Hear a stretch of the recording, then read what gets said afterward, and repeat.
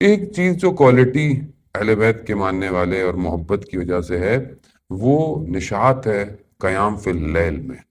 یہ جو خوبی ہے، یہ واقعاً ہمارے لیے بہت ضروری ہے۔ میں سمجھتا ہوں جس دور میں ہم زندہ ہیں، اس دور میں مشکلات اتنی زیادہ ہیں، فتنے اتنے زیادہ ہیں، اور شیطان کی حربے اتنے سٹرونگ ہیں کہ اگر یہ رات کو کھڑے ہونا، یعنی قیام فی اللیل یعنی رات کو کھڑے ہونا، کھڑا ہونا یعنی کس کے آگے کھڑا ہونا؟ خداوند متعال کے آگے کھڑے ہونا۔ اب یہ جو رات کا یعنی تہجد نماز یا نماز شب پڑھنا، یہ اتنی امپورٹنٹ ہے کہ یہ آپ کے سارے معاملات کو حل کر دیتی ہے۔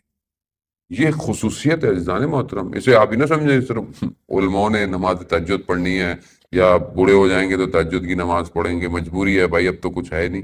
نہیں، آیت اللہ عظمہ بہجت فرماتے ہیں کہ جو بھی کمال پہ پہنچا ہے وہ اس سحر کی بیداری کی وجہ سے پہنچا ہے۔ جو سحر میں بیدار ہوا وہی کمال پہ پہنچا ہے۔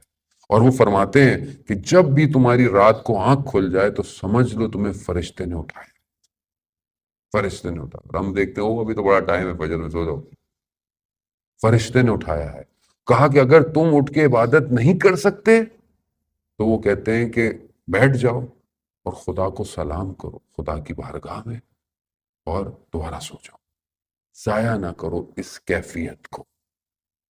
اور یہ جو اہل بیت کی محبت کرنے والے ہیں، ان کے لیے وہ شوق سے اٹھتے ہیں۔ یعنی جب وہ اٹھتے ہیں عبادت میں کھڑے ہوتے ہیں تو ایسا نہیں ہے بس زبردستی اٹھ رہے ہیں یا منہ بنایا ہوا ہے، نہیں، یعنی نشاط ہے، یعنی اپنے اندر اتنی پازیٹیو انرجی ہے اور خوشحالی ہے، جیسے کوئی بہت زبردست سی کوئی چیز ملنے والی ہے، یا جیسے کوئی بہت زبردست جگہ پہ، آپ کی پسندیدہ جگہ پہ آپ کو کوئی دعوت دے دے کھانے کی، تو آپ کیسے خوشی سے جائیں گے۔ تو یہ جو نشاط ہے، یہ جو کیفیت ہے، یہ اہل بیت سے محبت کرنے والوں کی تہجد کے وقت یہ کیفیت ہوتی ہے۔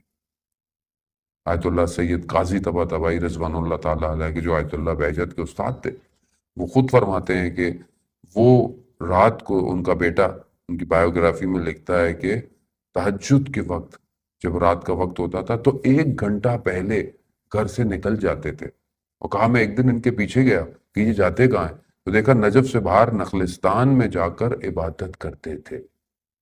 اور ایک دن میں ان کے پیچھے گیا تو پہچان، مطلب وہ ان کو پتہ چل گیا کہ میں پیچھے پیچھے آ رہا ہوں، ظاہر ہے آیت اللہ غازی جو یہ دعویٰ کرتے ہوں کہ میں وہ سوال جانتا ہوں جو جب امام ظہور کریں گے تو کیے جائیں گے، تو یہ کیسے نہیں پتہ چلتا کہ کوئی میرے پیچھے پیچھے آ رہا ہے۔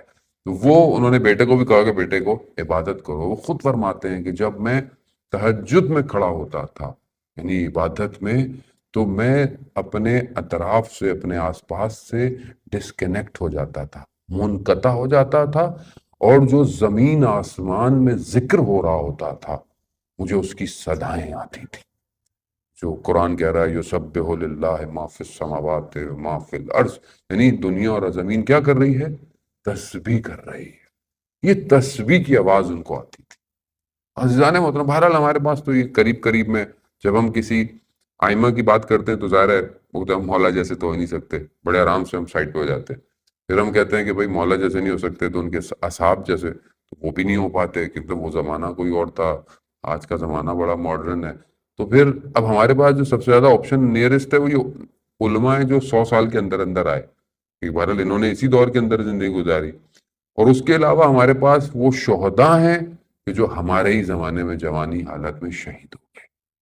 یعنی یہ شہداء کی زندگی اور ان کے نامے پڑھیں، خود آیت اللہ خامنائی فرماتے ہیں کہ جو ہے وہ شہداء کی وصیتوں کو پڑھیں، شہداء نے جو وصیتیں لکھی ہیں ان کو پڑھیں، آپ کو احساس ہوگا کہ یہ کتنے بڑے ولی خدا تھے، یعنی جن کو خود یہ پتا ہو کہ کون سا دن ان کی زندگی کا آخری دن ہے۔